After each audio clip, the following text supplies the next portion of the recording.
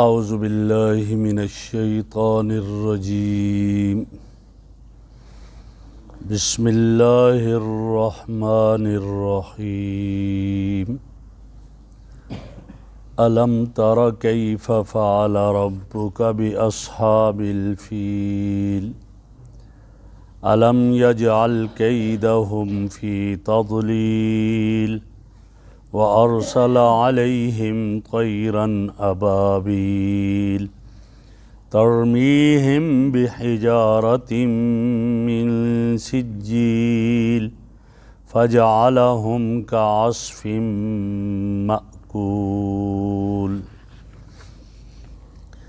الم تر، کیا تجھے معلوم نہیں، کیف فعل ربک، کس طرح کیا تیرے رب نے باصحاب الفیل، ہاتھی والوں کے ساتھ۔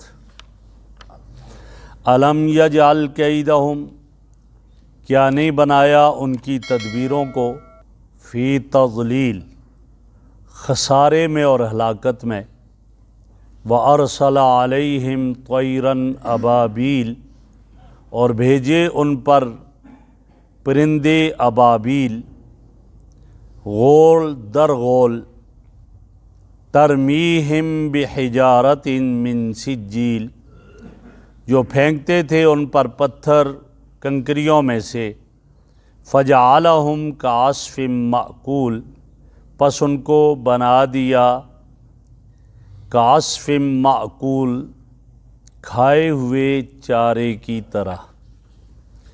میرے محترم بزرگوں اور دوستو، اس سورت کا نام سورۃ الفیل ہے، اور اس کی بالکل پہلی آیت میں الم تر کیف فعل ربک باصحاب الفیل، فیل کا لفظ آیا، اس پر اس سورت کا نام سورۃ الفیل رکھا گیا ہے۔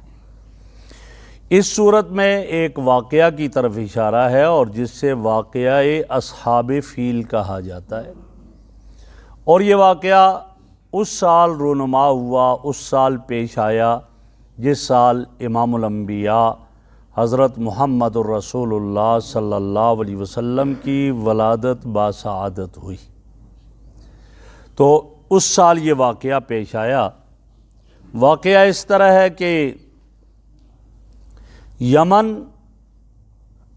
کا گورنر تھا، اور یہ یمن حبشہ کا ایک صوبہ تھا، اور یمن کا گورنر اس کا نام ابرہ تھا۔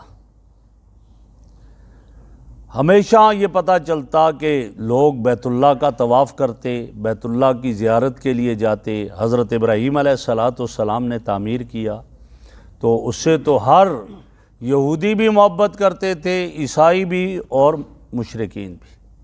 مشرکین کہتے ہم ملت ابراہیم پر ہیں، یہودی کہتے ہم ملت ابراہیمی پر ہیں، عیسائی کہتے ہم ملت ابراہیمی پر ہیں۔ بہرحال لوگ وہاں پر طواف کرتے، بیت اللہ کی عزت کرتے۔ ابرہ کو یہ چیز پسند نہ آئی، اور ابرہ نے یمن میں جو ہے وہاں ایک صنعاء، یمن کا جو دارالخلافہ صنعاء تھا، وہاں پر ایک کنیسہ بنایا، ایک گرجا بنایا، اور وہ بیت اللہ کی طرح بنایا، اور بڑا خوبصورت بنا کر ساری آسائشیں وہاں، قرب و جوار میں کمرے بھی بنائے، لوگ آئیں رہیں کھانا کھائیں، سب کچھ، ساری سہولتیں وہاں پر۔ اعلان کر دیا کہ اب کوئی بھی بیت اللہ کا طواف کرنے نہیں جائے گا۔ اب یہ چیز مشرکین مکہ کے لیے بڑی مشکل تھی، جیسے تھے لیکن بیت اللہ سے بڑی محبت تھی انہیں، اور پھر تجارت کا سلسلہ بھی تھا، لوگوں کا آنا جانا ہوگا تو ان کا مالی فائدہ بھی ہوتا تھا۔ اس کو انہیں پسند نہ آیا، اور انہوں نے فوراً پلاننگ کر کے ان کا ایک شخص گیا، اور اس نے وہاں جا کر کچھ عرصہ رہائش اختیار کی، اور پھر اسی شخص نے ان کے اس عبادت خانے میں پاخانہ کیا، گندگی کی، اور وہ گندگی اس کے اندر پھیلا دی، اس کی دیواروں سے بھی لگا دی، اور بعض روایات میں ہے کہ اس نے آگ جلائی اور اس کو جلا کر راکھ کر دیا۔ جب اس کو جلا کر راکھ کر دیا تو اب ابرہ کو غصہ آیا، اور ابرہ نے قسم کھا لی، اور اس نے کہا کہ میں بھی ان کے کعبہ بیت اللہ کو گراؤں گا، نہیں چھوڑوں گا۔ اس پر اس نے تیاری شروع کی اور لشکر تیار کیا، 60,000 کا لشکر اس کا تیار ہوا، اور جس میں 8 ہاتھی بڑے بڑے اور بعض نے 9 کا ہاتھ تیار کیے۔ ان ہاتھیوں میں جو سب سے بڑا تھا اس کا نام محمود تھا، اور وہاں سے لے کر نکلا، اور یہ پلاننگ تھی کہ بیت اللہ کے ستونوں کے ساتھ جو ہے وہ کڑیاں ڈالیں گے ہم اس کی لوہے کی، اور لوہے کی زنجیروں سے باندھ کر ان ہاتھیوں کے گلے میں رکھیں گے، وہ زنجیریں ڈالیں گے، اور ان کو جب بھگائیں گے تو علیہ باللہ یہ گر جائے گا سارے کا سارا۔ وہاں سے نکلنے لگے تو وہاں کے جو رہنے والے تھے، جو عرب تھے وہاں رہنے والے، ان کو یہ چیز پسند نہ آئی۔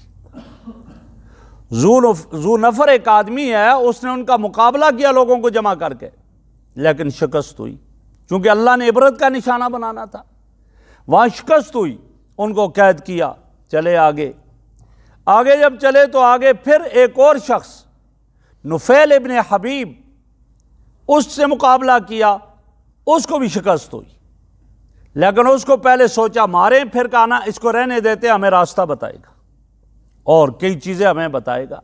لے کر یہ چلے، راستے میں کوئی ان کا مقابلہ نہیں کر سکتا تھا، اور یہ ابراہ یہ لشکر لے کر چلا، اور جب آیا تو مکہ کے قریب پہنچا تو سب سے پہلے اس نے مکہ والوں کے جو اونٹ وہاں چر رہے تھے ان پر قبضہ کیا، اور پیغام بھیجا کہ انہیں کہو مکہ والوں کو کہ میں تم سے لڑنے نہیں آیا، میں بیت اللہ کو گرانے آیا ہوں۔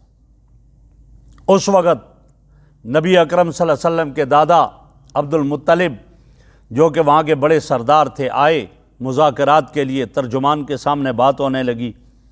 کہا کیوں آئے؟ فرمانے لگے میرے اونٹ آپ نے قبضے میں لیے ہیں، 200 اونٹ، لہٰذا وہ میرے حوالے کیجیے گا۔ ابرا کہنے لگا میں تو آپ کو بہت بڑا آدمی سمجھ رہا تھا، اور آپ نے یہ کیا چھوٹی سی بات کر دی؟ میں آپ کے کعبہ کو ڈھانے آیا ہوں اور آپ اونٹوں کی مجھ سے بات کرتے ہیں۔ تو عبد المطلب کا عجیب جواب تھا، اس نے کہا اونٹوں کا مالک میں ہوں، میں اس لیے ان کی فکر کروں گا، اور بیت اللہ کا مالک اللہ ہے، وہ خود اس کا خیال رکھے گا۔ میں جس کا مالک ہوں میں اس کی خیال رکھوں گا، اور اللہ جس کا مالک ہے وہ خود اس کا خیال رکھے گا۔ حیران یہ کیا؟ بہرحال اونٹ دے دیے، واپس ہو گئے۔ عبد المطلب نے جا کر کہہ دیا کہ لوگوں کو کہ تم بالکل خالی کر دو اور سائڈ پر اوپر چلے جاؤ، اپنی عورتوں بچوں کو لے کر اوپر چلے جاؤ اور ذرا ان کا تماشا دیکھنا۔ اب یہ ابرا اپنے لشکر کو لے کر آگے بڑھا جب، تو وہی راستے میں جس کو گرفتار کیا تھا نفیل ابن حبیب، اس نے اس بڑے ہاتھی کے کان میں جا کر بات کی۔ کہا کہاں جا رہے ہو؟ تمہیں پتہ ہے وہاں جا رہے ہو جو امن والا شہر ہے، جو حفاظت والا شہر ہے، جہاں بیت اللہ، وہاں جا رہے ہو؟ وہ اونٹ وہیں بیٹھ گیا، کوشش کی نہیں اٹھتا، باقی سمتوں کے لیے اٹھاتے ہیں، اٹھتا ہے، چلتا ہے، جب بیت اللہ کی طرف لے جانا چاہتے ہیں پھر بیٹھ جاتے ہیں، نہیں اٹھا وہ۔ اب اسی سلسلے میں تھے، اتنے میں پرندوں کا ایک غول آیا، اور وہ پرندے لکھا ہے کہ وہ کبوتر سے تھوڑے چھوٹے تھے، ان کے پنجے اور چونچ سرخ تھے، آئے اور ہر پرندے کے پنجے میں ایک کنکر، تو گویا 2 پنجے تو 2 کنکر تھے، اور ایک چونچ میں 3 کنکر لے کر آئے، اور وہ کنکر بھی کتنے چھوٹے چھوٹے، مسور کی دال جو ہے اس کے برابر یا چنے سے تھوڑے چھوٹے۔ یہ آئے لے کر اور آ کر ان پر بمباری کی انہوں نے، اور وہ ایسا کام کیا انہوں نے کہ جب اوپر سے ہر ایک کے نام لکھے ہوئے تھے، جب چھوڑتے کنکر سر سے لگتے اور نیچے سے اتر جاتے، نکل جاتے۔ اب سارے بھاگے وہاں سے، کچھ مارے گئے، کچھ بھاگے، بہرحال سارے بھاگتے بھاگتے کئی جگہوں پر اس طرح مرتے ہوئے چلے گئے، ختم ہو گئے۔ یہ وہاں سے واپس بھاگ گئے، اور ابرا کو عبرت کا نشانہ بنانا تھا۔ ابرا بھی وہاں سے واپس ہوا، لیکن ابرا کا کیا حال ہو گیا؟ ابرا کا یہ حال ہوا کہ ابرا کے جسم کے ٹکڑے ہونے لگے، وہ زہر اس کے جسم میں چلی گئی، اور جسم کے ٹکڑے ہونے لگے اور پگھلنے لگا، اور اس طرح ٹکڑے ہو کر وہ جب یمن میں پہنچا تو وہاں ختم ہوا۔ عبرت کا نشان بنا دیا اللہ نے۔ تو یہاں اس صورت میں اس کی طرف اشارہ ہے، اس واقعہ کی طرف اشارہ ہے۔ کیا فرمایا؟ الم ترى کیف، الم ترى، کیا آپ کو معلوم نہیں؟ چونکہ نبی اکرم صلی اللہ علیہ وسلم کی پیدائش سے پہلے یہ واقعہ ہے، تو فرمایا جا رہا ہے کیا آپ کو معلوم نہیں اور آپ یہ بتا رہے ہیں؟ تو گویا اللہ کی طرف سے آپ کو بذریعہ وحی بتایا گیا کیا آپ کو معلوم نہیں کیف فعل ربک باصحاب الفیل، کس طرح کیا تیرے رب نے ہاتھی والوں کے ساتھ، کیا ان کے ساتھ معاملہ کیا اور ان ہاتھی والوں کو کیسے عبرت کا نشانہ بنایا۔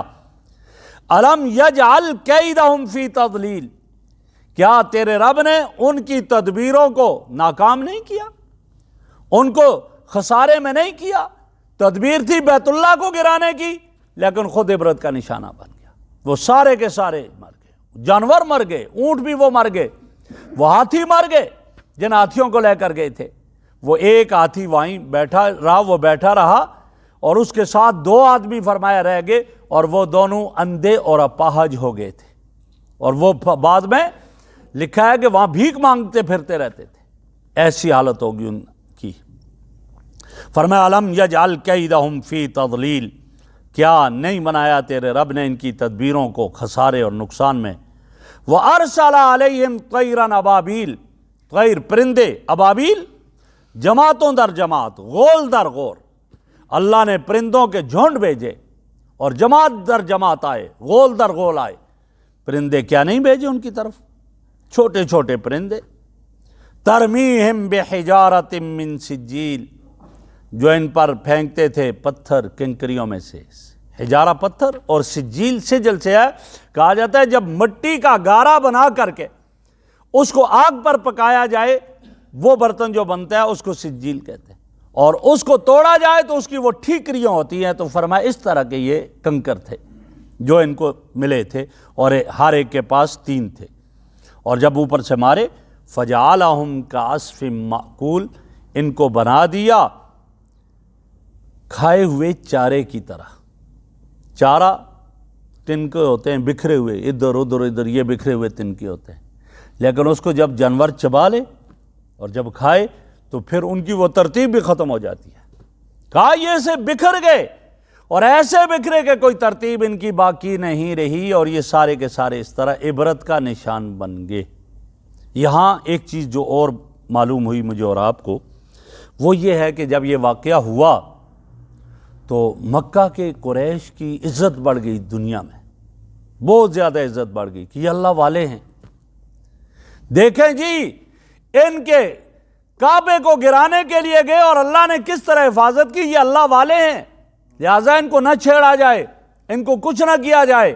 اور وہ مکہ کے لوگ تجارت کے لیے جگہ جگہ جایا کرتے تھے، اور جتنے دوسرے لوگ جاتے، قافلے جاتے، ڈاکے ڈالے جاتے، ان قافلوں کو لوٹا جاتا، لیکن یہ مکہ کے قریش جب جاتے تھے تو ان کے قافلوں کو کوئی نہیں لوٹتا تھا پھر، اور ان کے اسفار پھر آسانی سے ہونے لگے، وہ والے سفر پھر نہ رہے کہ جو مشکلات والے ہوں، تو لہٰذا ان کو یہ بھی فائدہ ہوا۔ اور اگلی سورت سورہ قریش کے اندر ان کے انہی اسفار کا ذکر ہے کہ وہ جو سفر کیے تو وہ سفر کس طرح کے ان کے تھے۔ تو بہرحال یہاں جو ہمیں ایک چیز جو معلوم ہوئی اس سورت کے روشنی میں، وہ یہ ہے کہ اللہ رب العزت اپنے گھر کی حفاظت کر کے دکھائی، اور اللہ کرتے ہیں حفاظت۔ آج کل کے زمانے میں لوگ کہتے ہیں جی یہ فلاں جگہ قرآن مجید کی توہین ہوگی، فلاں جگہ یہ ہو گیا، فلاں یہ ہو گیا، یہ اللہ رب العزت کے نہیں کلام، کیوں اس طرح ہوتا ہے؟ ہاں، میرا رب عبرت کا نشانہ بناتا ہے، لیکن کبھی کبھی طریقہ یہ ہوتا ہے ڈھیل دے دیتا ہے۔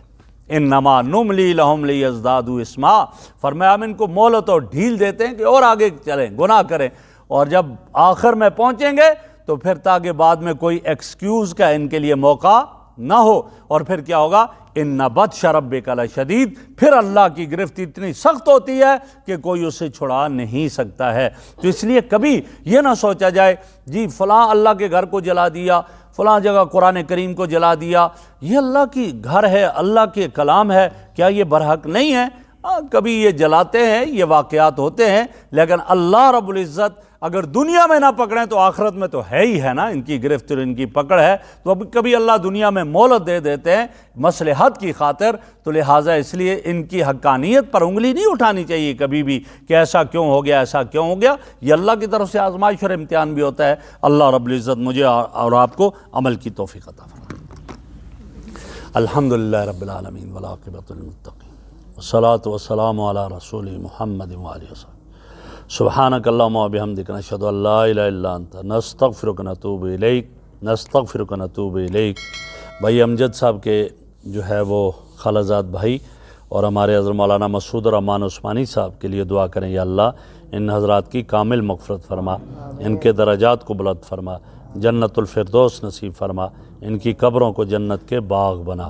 وصلی اللہ تعالی علی خیر خلقہ سیدنا و مولانا محمد وعلی آلہ و اصحابہ و آل بیتہ اجمعین۔ جزاک